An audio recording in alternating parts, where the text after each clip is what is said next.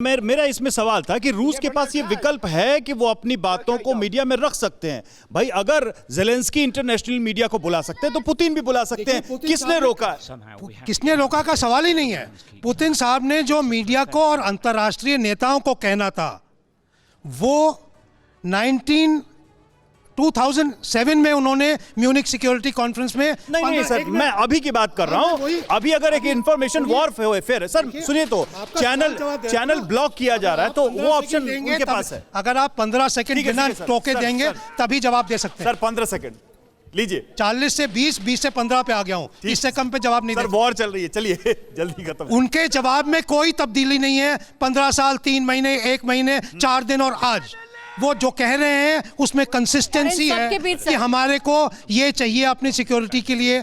और मेरे दृष्टिकोण से पुतिन साहब की रशिया की वो सिक्योरिटी की मांग वाजिब है। सिक्योरिटी की बात तो है, लेकिन इतनी पर्दादारी किस बात की है? रूस इतनी पर्दादारी क्यों कर रहा है? क्यों नहीं चाहता कि रूस के अंदर से खबरें बाहर निकलें? और सवाल तो ये है, सवाल यही है कि जो तस्वीरें दुनिया भर में फैल रही हैं, दिखाया जा रहा है, क्या सच सिर्फ उतना ही है? बिल्कुल, हम इसके बारे में चर्चा करेंगे सर। रिफ्यूजी संकट बहुत बड़ा है यूक्रेन के पास और लगातार ऐसी तस्वीरें सामने आ रही है। देखिए फिलहाल ये जो हम ग्राफिक्स के जरिए समझाने की कोशिश कर रहे हैं वो ये है कि यूक्रेन में रहने वाले लोग मजबूर है युद्ध के इन हालातों के बीच में कहां जाकर के वो शरण ले रहे हैं। मजबूरी है उनके सामने, वो मैप के जरिए हम आपको समझा रहे हैं। यूक्रेन से सबसे ज्यादा संख्या में पोलैंड पहुंच रहे लोग, वहीं बेलारूस में भी कुछ लोगों ने शरण ली है, वहीं हंगरी, रोमानिया और स्लोवाकिया की ये तस्वीरें आपको दिखा रहे हैं, मैप के जरिए समझाने की कोशिश कर रहे हैं। मोल्डोवा की भी तस्वीर है जहां पर यूक्रेनीज अब पहुंच रहे हैं, मजबूर है अपना घर बार छोड़ने के लिए।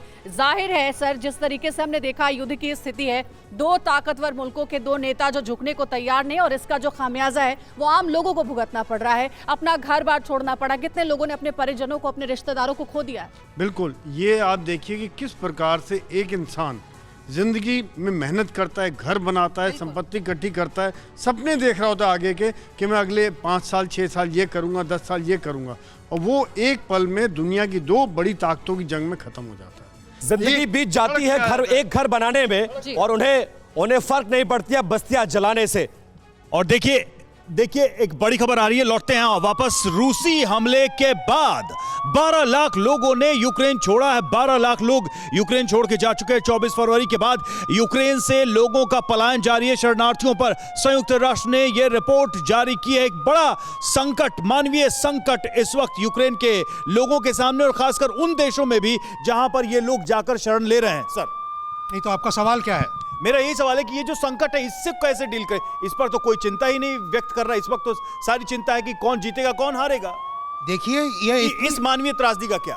ये एक त्रासदी है और ये कठोर सत्य है कि इस युद्ध में अमेरिका को इस त्रासदी पे वक्तव्य देने और घड़ियाली आंसू बहाने के अलावा कुछ $1 मिलियन वहां पर लोग मारे जा रहे हैं, कोई आंसू भी ना बहाए, कोई आंसू भी ना बहाए। 12 लाख लोगों का घर बार, बसी बसाई गृहस्थी जो सालों से जमाई थी वो खत्म हो गई एक झटके में। कोई पूछने वाला है? इसके लिए दोषी कौन है? दोषी यूक्रेन है। अगर वो चाहता, एक अनाउंसमेंट उसको करना है कि हम नाटो में शामिल नहीं होंगे, तो अभी युद्ध समाप्त। जो हमला कर रहा है वो दोषी नहीं है, जिसके ऊपर हमला हो रहा है वो दोषी है। जब वॉर होता है तो कोई दोषी करार करना बड़ा मुश्किल हो जाता है। वॉर के ये साइड इफेक्ट्स हैं जो कि हम देख रहे हैं, और इसका हम क्या कर सकते हैं? बिल्कुल समीर, और सवाल यही है जो पिछली बार मैं पूछना चाह रहा था कपिल कुमार सर से।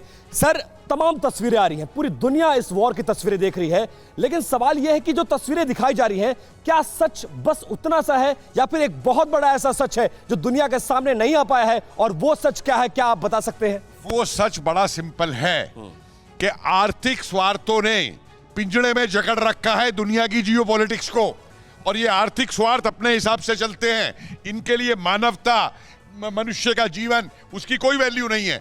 आप भूल गए काबुल के एयरपोर्ट के ऊपर आपने क्या वो देखे थे? तब अमेरिकी क्या कर रहे थे वहां पे?